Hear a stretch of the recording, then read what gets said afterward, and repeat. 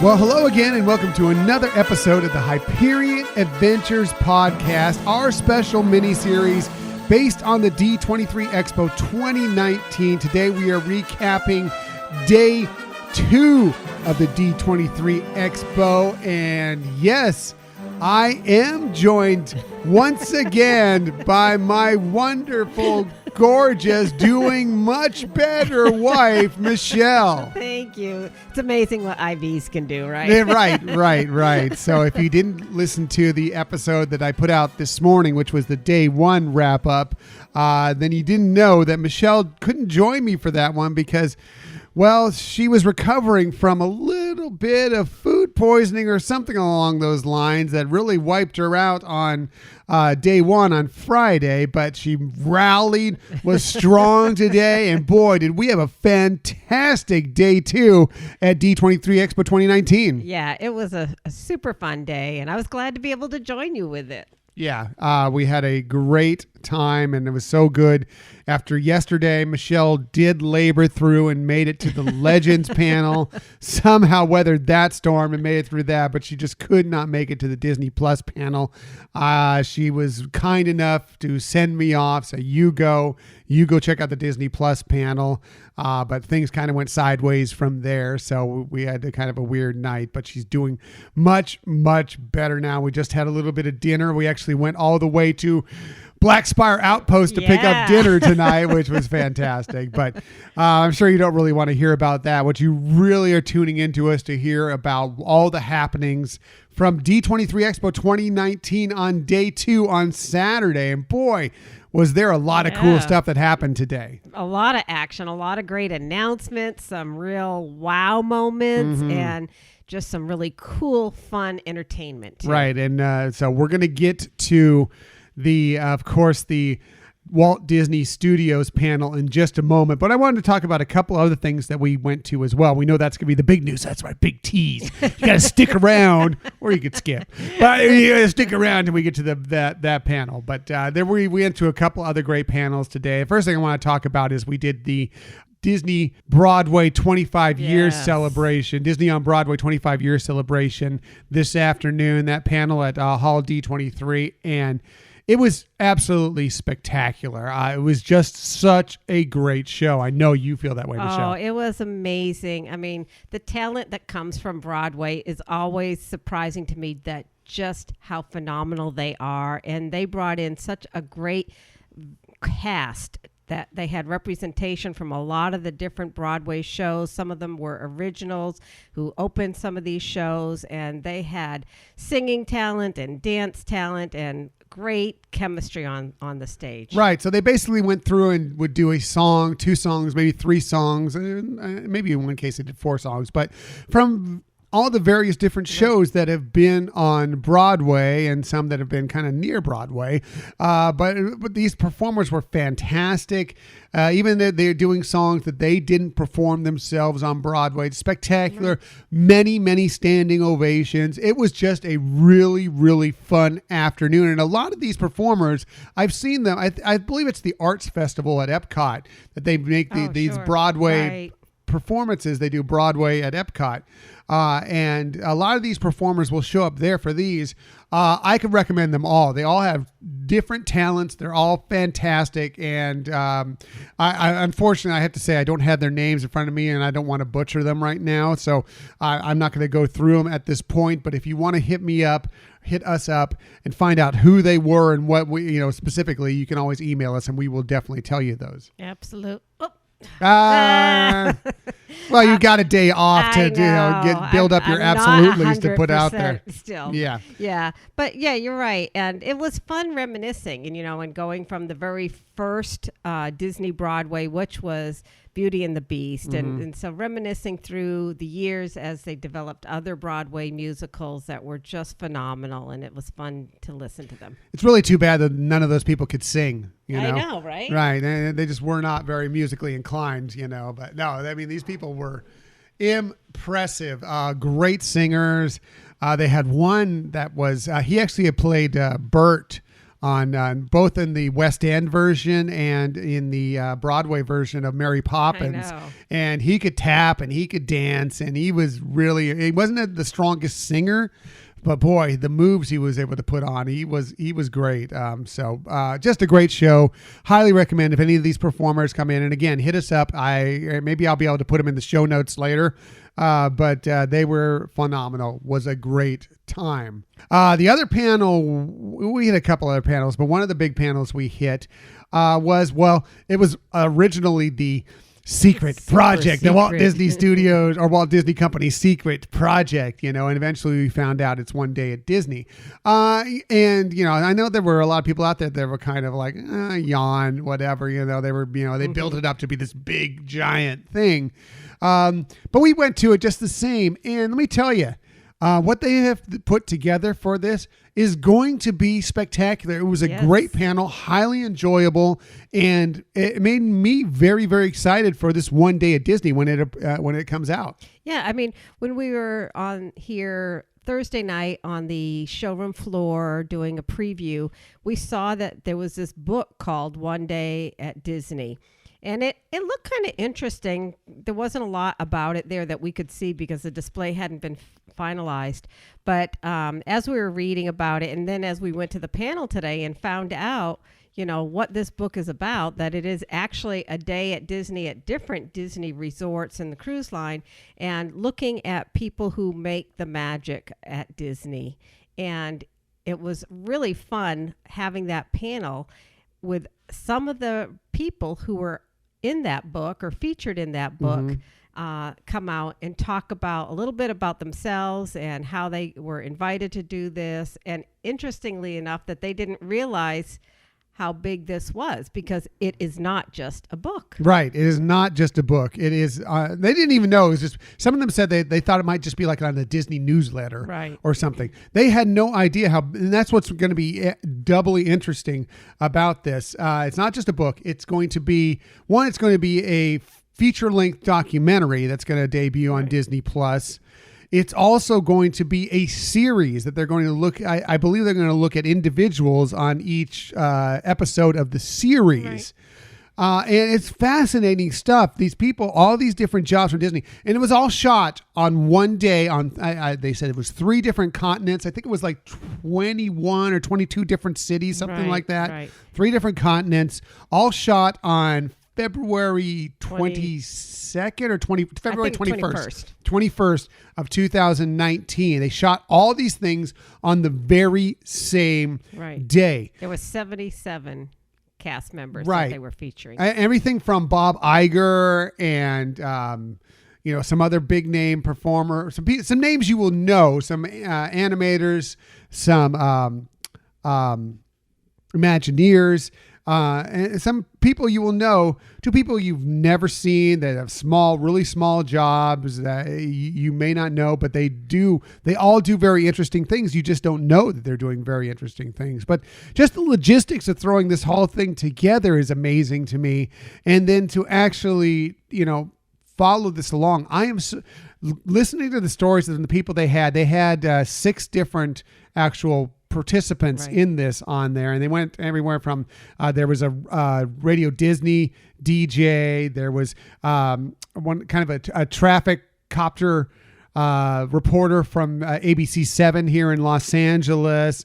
There was an animator who is a very well-known animator. Created Genie. Yes, created Genie, among other things. They had an Imagineer. They had it was just a wide array of different jobs. And this is just what they're displaying here.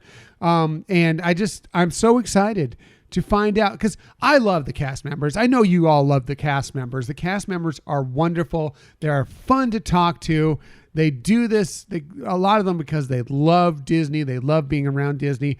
And I just can't wait to see what their days are like. And they even talk about how different their day can be day in and day out, depending on what they're working on or what occurs around them. Yes. And they all had the same theme, that they all felt they had the best job at Disney, and how when people would ask them about what they do, how excited people listening to them were, just the fact that they work at Disney. So yeah, I'm really happy we went to that panel. And, Me too.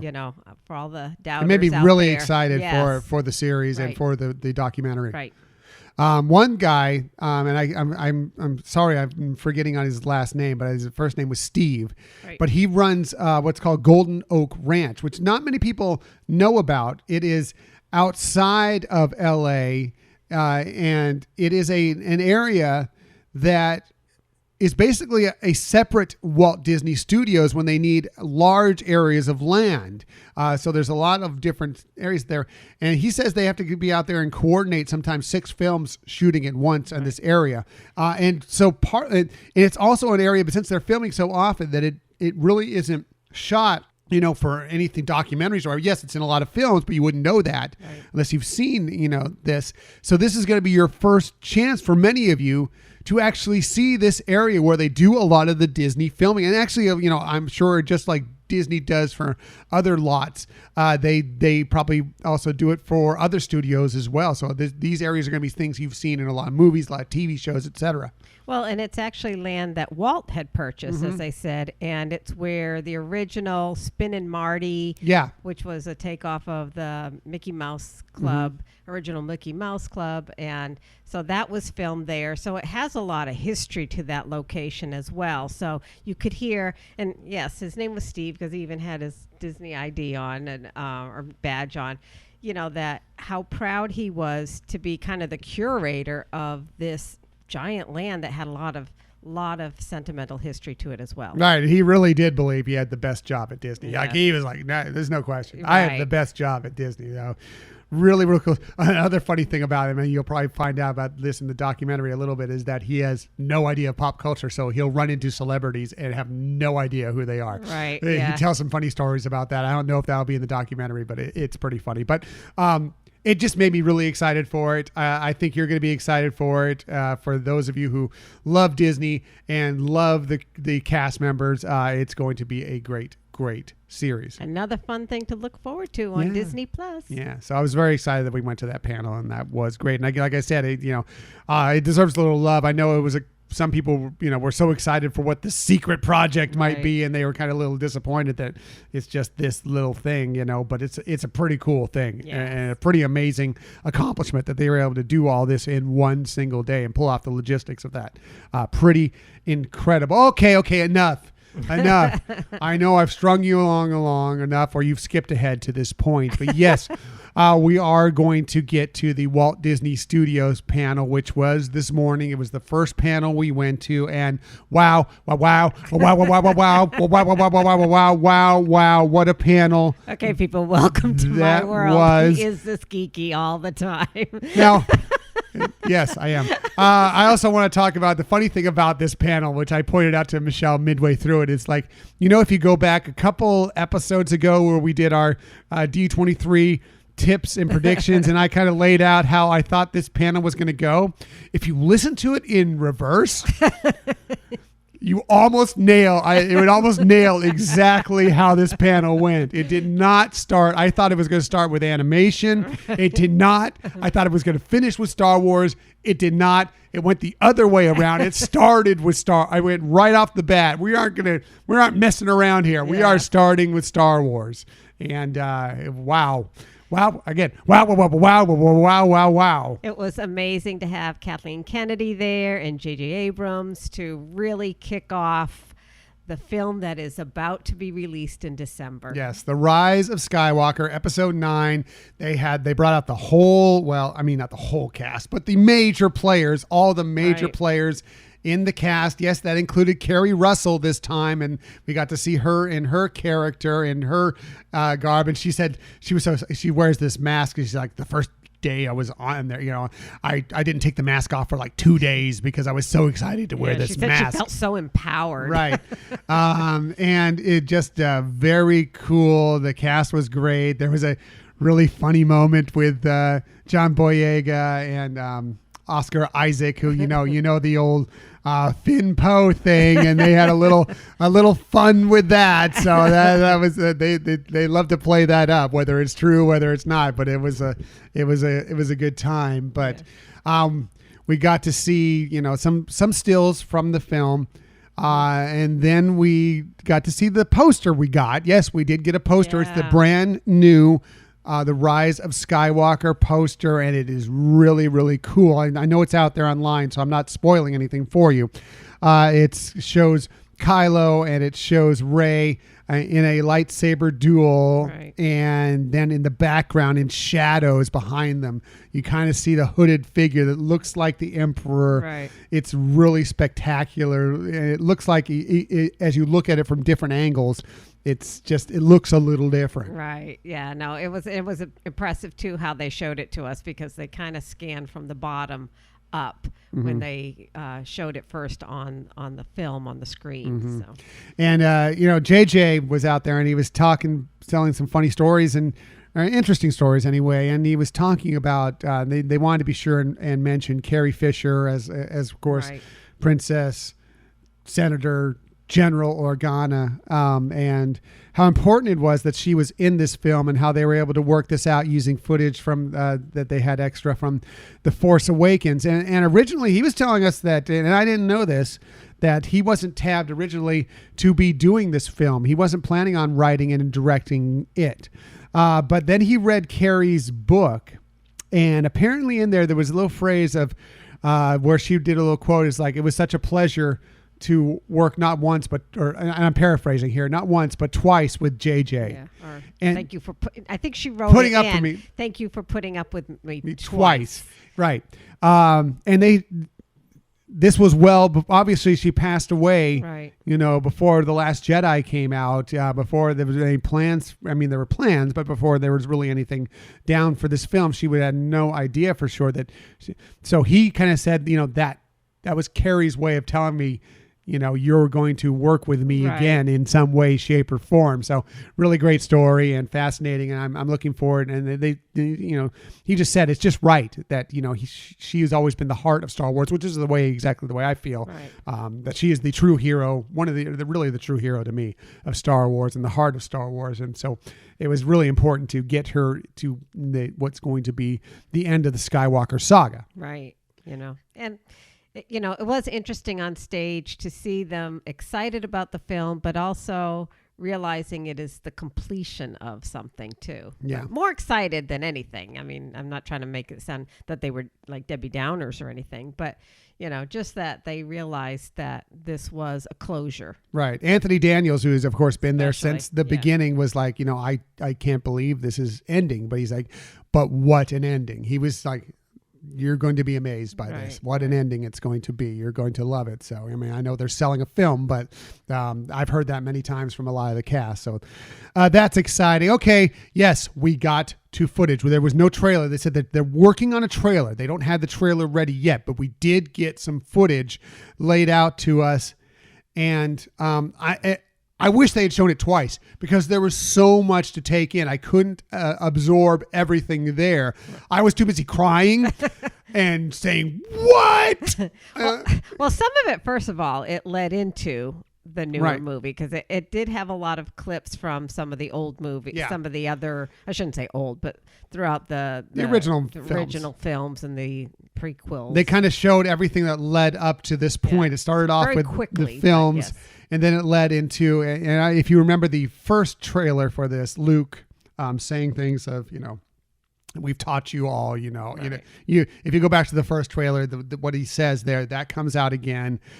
We do see some of the stuff, many of the scenes that we saw in the first trailer, but then it progresses into some new stuff there. And if you don't want to be spoiled right now, just skip ahead by like 3 minutes. This won't take long, but, we went into some stuff where you saw some interesting things happen. There was, and I just talked about the poster, how you saw Kylo and Rey in a lightsaber battle. They were on this jetty or something within ocean with waves crashing around them, having a lightsaber duel. It was fascinating to watch. You're like, wow.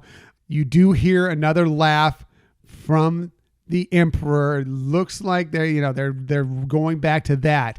But what was the real wow moment to this that just floored every single person in that hall was they flashed a dark, they flashed a light. Rey is in dark robes. She ignites a red lightsaber that she flips over to become a dual lightsaber.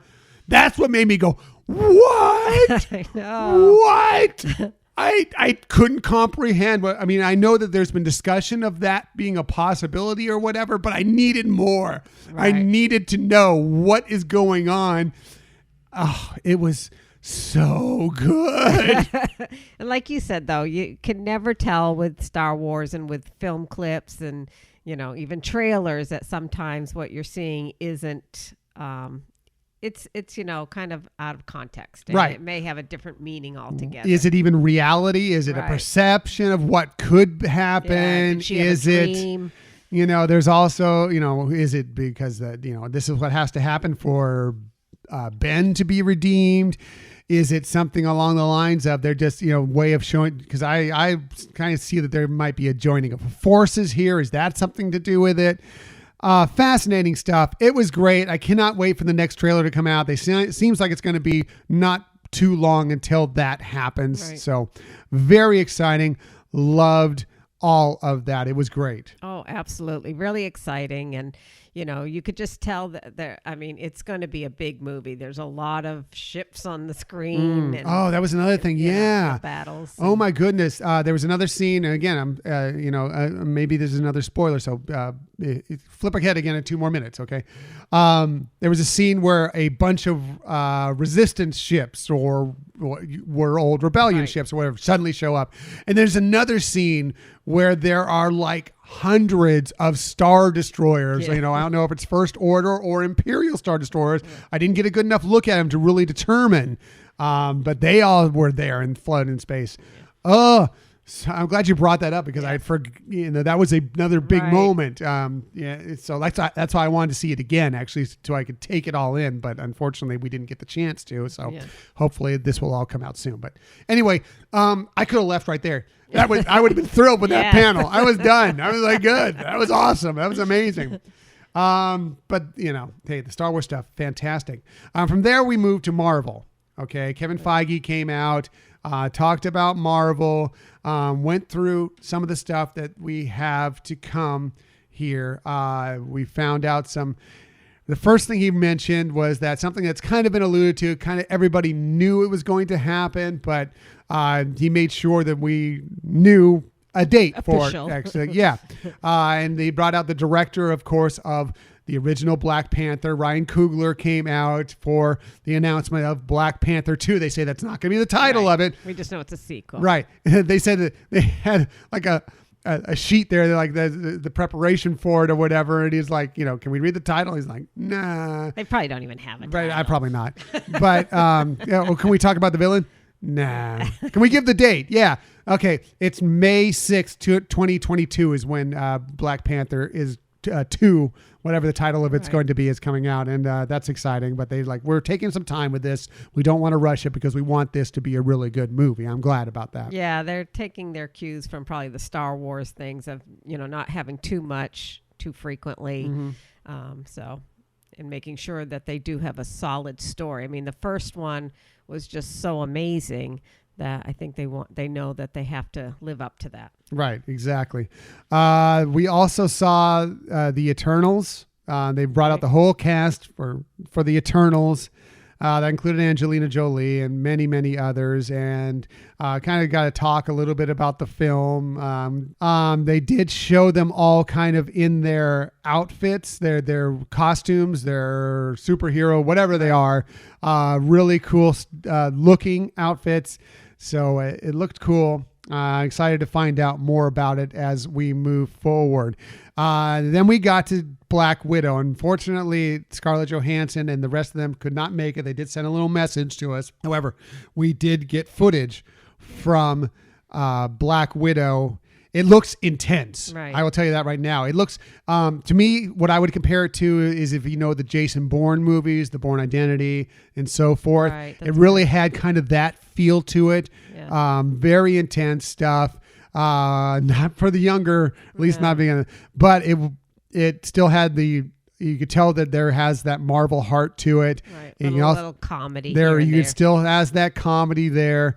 Really cool. It looks like it's going to take place kind of after Civil War. It seemed like was the place that they led into it with some shots of what had happened leading up to this point.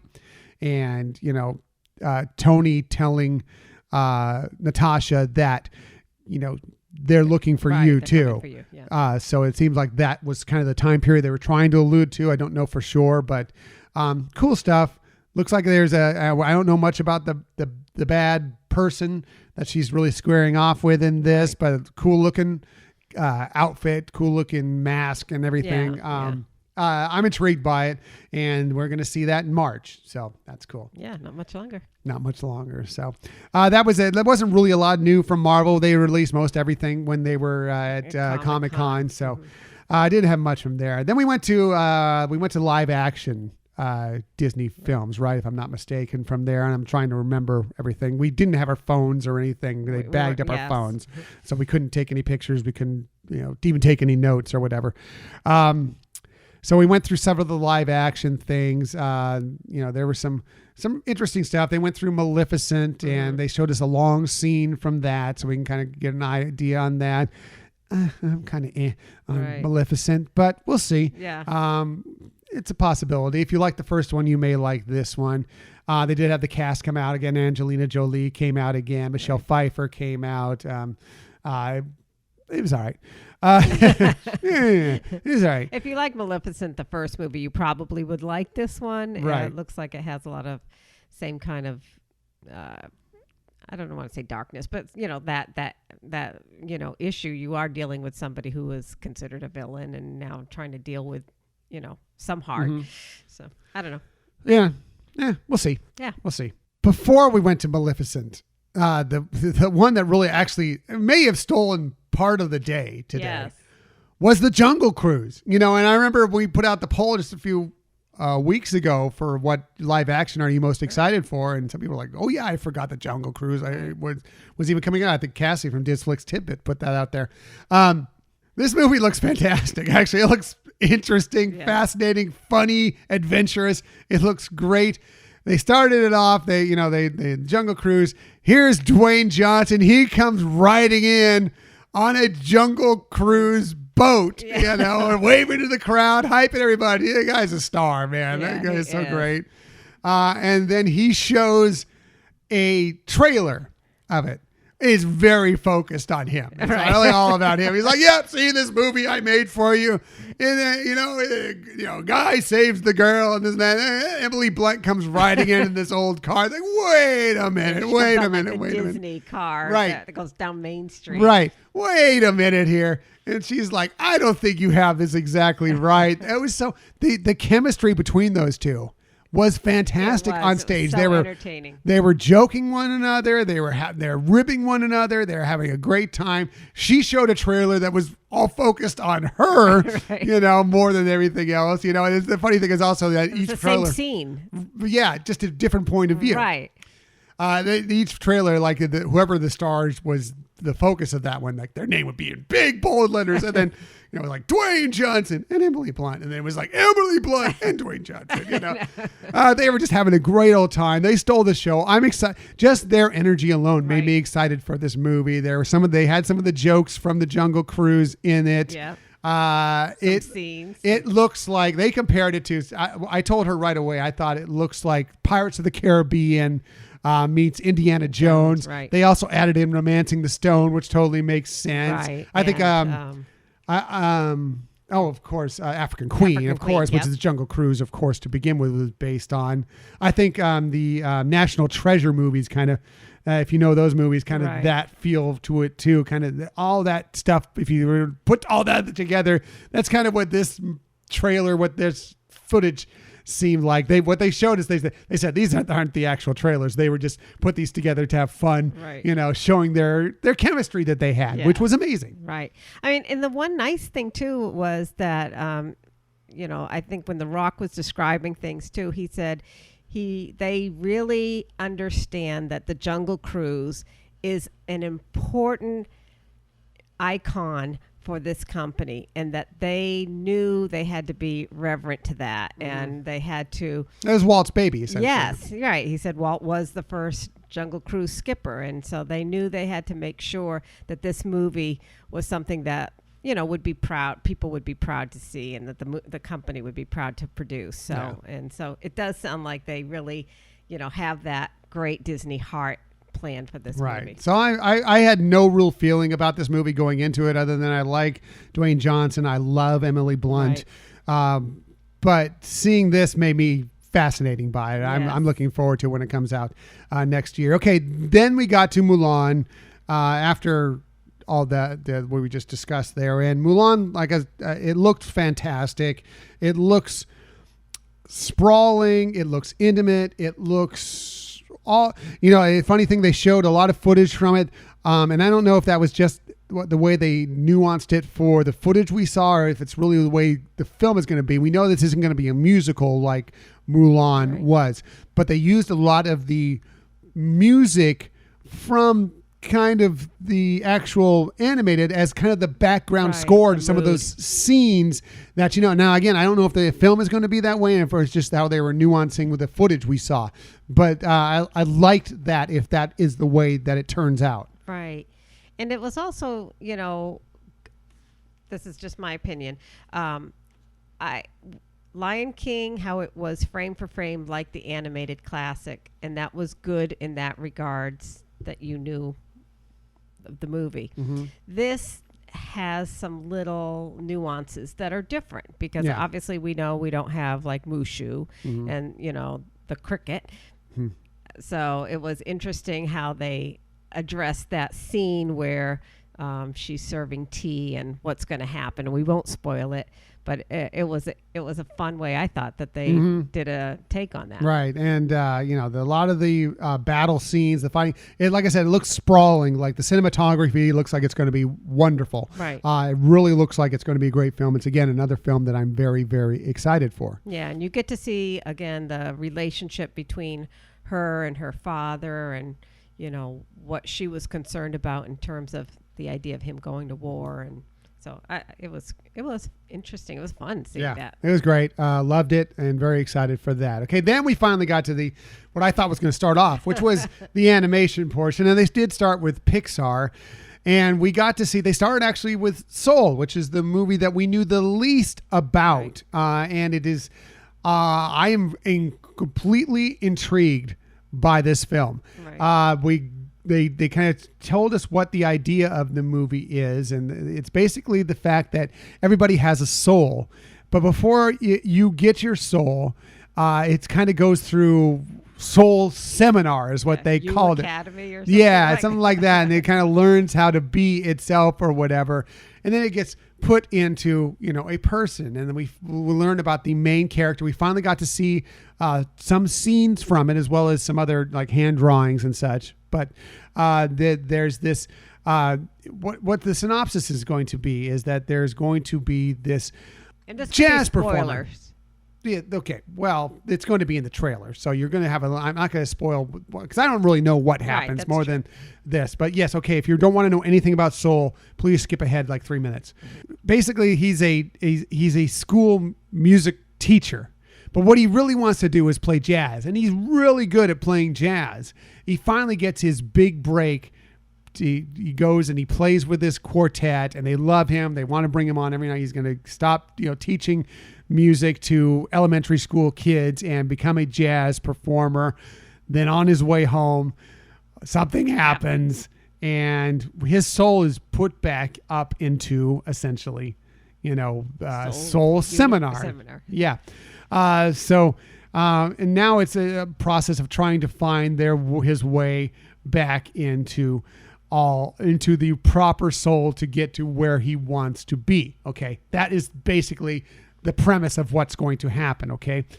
Then we got to see the cast. This cast is amazing. Yeah. Okay. They start off with Questlove is in this. Yeah. If you know who Questlove is, he's in this. For those of you, Keenan and Rachel, I'm looking at you, Hamilton fans, Lafayette. Daveed Diggs is in this film. I was so excited to see that. Jamie Foxx plays the lead character. Also in this film, Tina Fey plays a very key role in this film. It's an exciting cast. The premise is great. I'm very, very excited for Soul when it comes out next summer. Right. And I know our description probably doesn't really make a lot of sense without seeing some of the footage and things like that. But I think the bottom line here is it does look like another great Pixar film that's going to really make people think and feel. Right. Yep, exactly. Then we got to Onward, and we got a lot of Onward. Yes. Like we got like an 8-minute clip of Onward. Right. Okay. And I'm not going to go through all of it, but just know that it looks hilarious.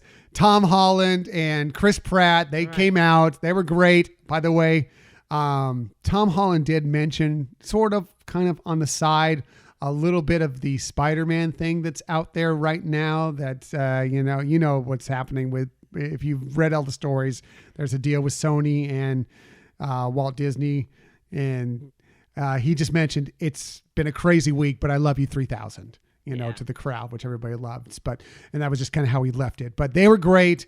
We got to see a lot of this film. It looks like it's got a lot of heart. Julia Louis-Dreyfus is in this film as well. They're two brothers. Julia Louis-Dreyfus is their mom. They go basically on this quest. If you haven't seen the trailer yet, they're kind of in a land of what used to be magical creatures, but magic has kind of left the land. Now it's basically like magical LA or something like that, and it looks really Not fun. magical LA, you mean troll LA. Well, I mean, troll LA. That's a better way to phrase it. Good job. Michelle always has the best points. That's why my podcast this morning was such a wreck when she's not with me. But yeah, it was really good. I loved all the footage in it. I'm not going to get into too many details on it at all. Right. But it was great. I'm excited. Yeah, I mean, we've seen a lot of different relationships in different Pixar movies, and it's fun now to see, an older brother and a younger brother who are total opposites but love each other and get along together and, see how that goes. Right. Excited. Yeah. Excited. So that was it for Pixar. We got to the Walt Disney Studios panel. Jennifer Lee came out and led that, and we got to see a brand new film, Raya and the Last Dragon, and it's really cool looking. We only got to see a little bit of it. It's written by the same woman, or at least the screenplay, who did Crazy Rich Asians, by the way. It's set kind of in Southeast Asia, so kind of Laos, Vietnam, Malaysia, kind of all that area, Burma, all that kind of area around there is kind of where they went for their inspiration for this. We got to see a small clip of it. The two stars that are in it, Aquafina, who also was in Crazy Rich Asians, who was hilarious, and she looks like she's gonna be great in this role too. She's got a great character. It really strong, another strong female part. The animation and just the scene we saw, my jaw hit the floor. It's unbelievable what they can do with animation now, as far as some of the settings and scenery and all this stuff. Just so cool. Yeah, it looks like the scenery is much more realistic than even some of the characters. Mm-hmm. But yeah, it was amazing to see, certain flowers that look just like somebody videoed flowers, right. And and rain on these flowers, and it was incredible. And so this movie's coming out in November of next year, of 2020. So they didn't have a lot on it yet. Basically, it is the search for the last dragon. Essentially, that's the synopsis they kind of gave us. And there's a few other details about that, but I'm not going to get into that here. But that was cool. Looks like an interesting film. It looks. I was good. intrigued by it. I am excited for it. It looks fascinating. I can't wait to hear more. As I've said many times through this, it's pretty much what I've.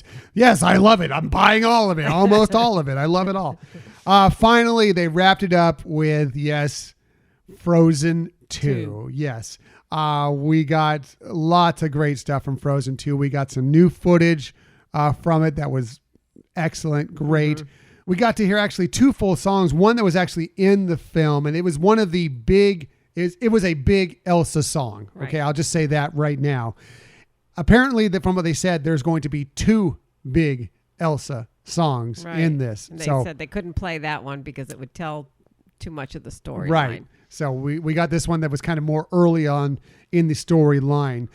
We also got another song. They had the main cast come out, and that, of course, is Kristen Bell, Idina Menzel, Jonathan Groff, and Josh Gad, of course. And they came out and sang a song together that they were kind of working through different parts of where they were in the storyline. Jonathan Groff was great singing as himself and as Sven. Yeah. It was just a fun, great song. It looks, again, I'm buying into everything that Disney is feeding me right now. I am such a sucker because it looks fantastic. The music, maybe I'm just excited for the music. Right. But I like the few songs I heard. I'm like, wow, that's maybe even better than the music we heard in Frozen. And I love the soundtrack to Frozen. Right. So. And they did say that, the reason they made Frozen 2 was there were a lot of unanswered questions that developed after the first movie. And they thought that was, there was several questions that people had. And they thought that was really enough to compel them to make this other movie. Mm-hmm. So it has some things that go retro. And then comes back, I guess, to... Right. Yeah, they look back a little bit at the past and then move forward to what's happening now. And they also did say that the reason that they feel that this film fits very well with the original Frozen, like it's a full story, like it makes it a full story. Right. If you think of Infinity War and Endgame, how that's a full story. That's what they tried to allude to anyway. From this, you may say, well, really, they just wanted to get more money, but it looks great. Again, like I said, I'm totally drinking the Disney Kool-Aid. I'm totally in on just about everything they put out today. They put out yesterday. Everything looks fantastic, and Frozen 2 is exactly the same way. Yeah, it reinforced a little bit of, I don't know if darkness is the right word, or maybe intensity that we saw in the trailers, that there is a lot of intensity of what Elsa is going to be having to go through or deal with. And I mean, we didn't get much information, but you could just tell from some of the clips and things that we saw that it did seem like there was it was intense. Yeah. But also there was a lot of humor. Right. There was a great scene with Olaf. I'm not going to get into it, but just some of the things he was doing were just, it floored me. It was so funny. Yeah. Anyway, it looks great, but that was it. They wrapped it up with that. They wrapped it up basically with the final cast coming out and singing the song, and they put fall leaves falling all over us in the crowd, and it was just a great way to end it. We got we already told you we got the poster for Rise of Skywalker. We also got posters for Frozen 2 and Onward. It was a great day. And we're excited for tomorrow, which is now when the big panel for tomorrow that we're going to be getting to is, of course, the one that many people have been looking forward to more than anything else. And that is the parks, products, and experiences panel, which is one of the first panels of the morning tomorrow. Yeah. So it's going to start our day off with a bang again. Yes. So we're going to be out there at that one, and we will be all over the floor. Michelle finally got to explore the floor more today after not being able to do that much on Friday. So that was exciting. We were out there today, and we will be out there tomorrow. Please look for us. Michelle, what are you wearing tomorrow so people can find you? I will be wearing a Minnie Mouse skirt and a red top. And my ears. Nice. And I'll be wearing an old, it's one of the new shirts they put out, but it's kind of the old style Mouseketeers black shirt with the Mouseketeers on the front and cargos. I'm always wearing cargo shorts because, I'm stylish that way. You got a lot to carry. Yeah, that's it. That must be it. So please look for us. We have some giveaways for you. Just come up and say hi. We want to meet you. So if you find us out there on the floor or in the panels or whatever, please say hi.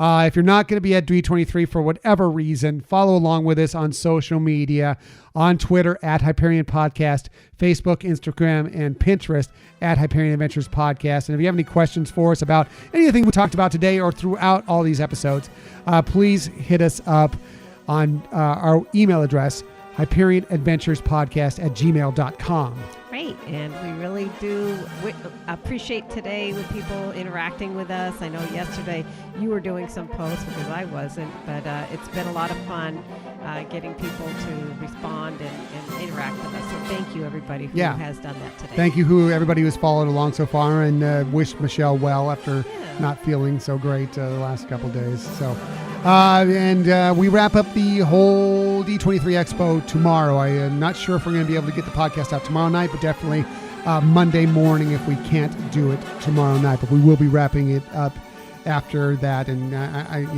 we'll definitely be talking about everything that comes out in the parks panel for sure. So that's it.